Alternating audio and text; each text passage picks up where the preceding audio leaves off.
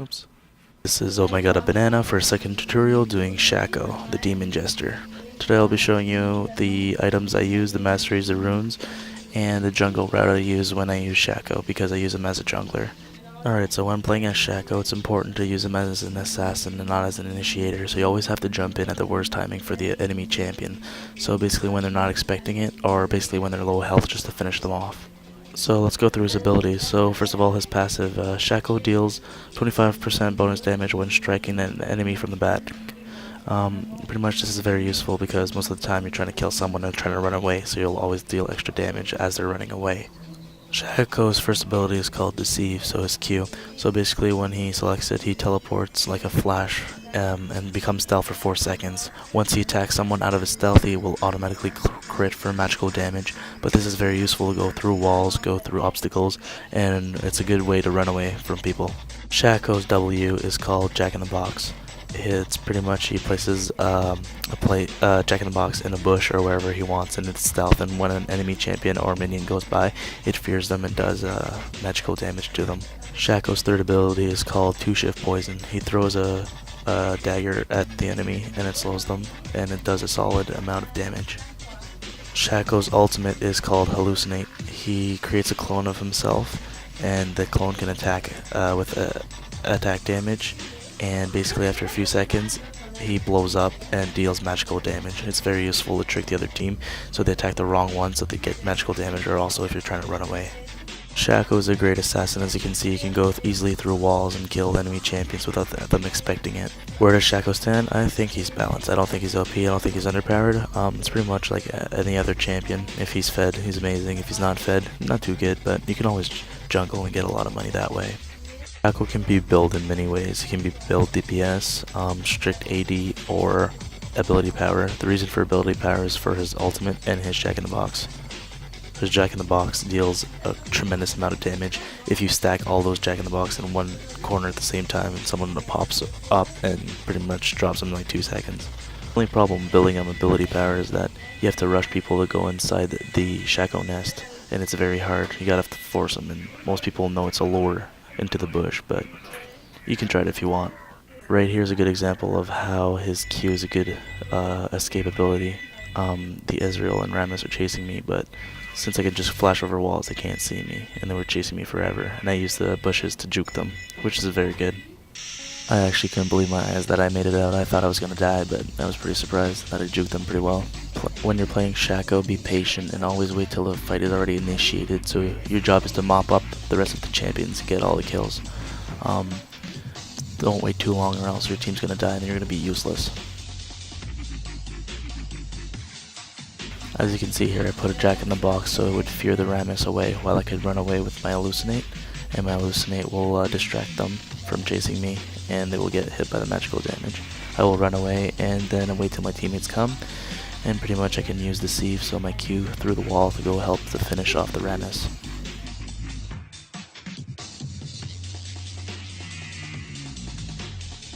Okay, so let's look at my masteries. I like to go 1, 21, and 8. 1 for the extra ignite power, 21 for the defense for extra health, extra minion block damage, extra mage resist, extra pretty much everything defense, and 8 for the extra mana, the enhanced ghost, and the extra experience points. So basically after you're done Blue Golem, you should be level 2. This is my masteries for when I'm jungling. If you're not jungling, it will obviously be different. Probably look at something like 2109, something like that. Alright, so these are the runes I use when I Shaco as a jungler. So pretty much my red are armor penetration, my yellows are flat armor, and my blues are flat armor. My quints I use flat health, that extra survivability when I'm jungling at the beginning for the best success. If you want to build an AP, go AP runes and mages, mana regen, but if you're gonna go DPS, I would suggest offensive runes, but this is the most success I got with jungling runes. So these are used when I go jungling with Shaco. So first I start with a cloth armor and 5 health potions. This will give me a better jungle feel at the beginning. I like to get Boots of Swiftness instead of Boots of Mobility because they give you enhanced 3 movement, even though Boots of Mobility gives you 5. If you're attacked, it goes back to enhanced movement 2. So basically, if you get attacked with the boots of swiftness, you can run faster than the boots of mobility. So this is why I do that. I like to get the Mandra's Blood Razor to deal 4% magical damage to tanks. It's very good. And then I like to go Phantom Dancer for attack speed and critical strike, and 2 Bloodthirsters for the attack damage and the lifesteal. Last item is situational. If you're doing amazing, you could just go for another Bloodthirster for more lifesteal. If you're doing not so great, I would suggest a Banshee's Veil for more survivability, or even a Frozen Mallet for the 700 health and the constant slows when you're attacking someone. It's very useful. Or you could simply just go for an Infinity Edge and crit mad. Instead of critting for 200%, you crit for 250%, and you get more AD, more critical strike. It's a give or take item. I don't know, all of those 4 items are pretty good. It's up to you.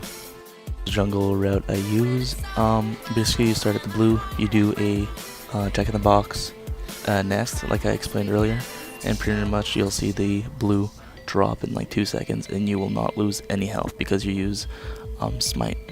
Also you use ghost, so it's easier to gank when you're stealth. So pretty much after the blue, you're gonna go to the wolf camp, then you're gonna go kill the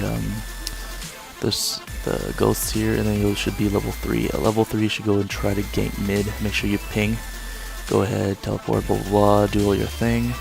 As you can see, teleported in, slowed him, went into the Vaegar's stun, and pretty much he's lucky because he had heal, he made it, but as you can see he barely made it out.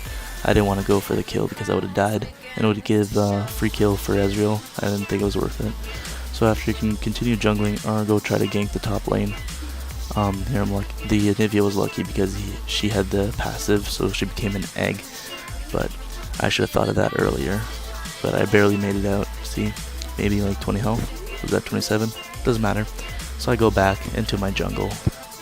Here I get the red buff, so pretty much you always want to put your Jack in the Box to fear the Lizard Elder away, so you don't get attacked, and you can deal damage from the back, so you use your passive.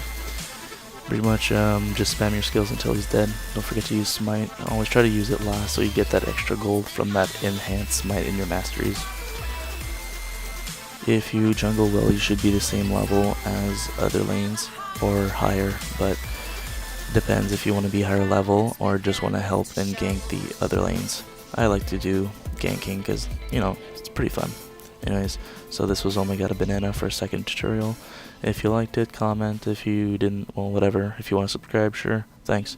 If you have any suggestions for my next video, just inbox me or comment, and I'll see what I can do. Anyways, thanks. Have a nice day.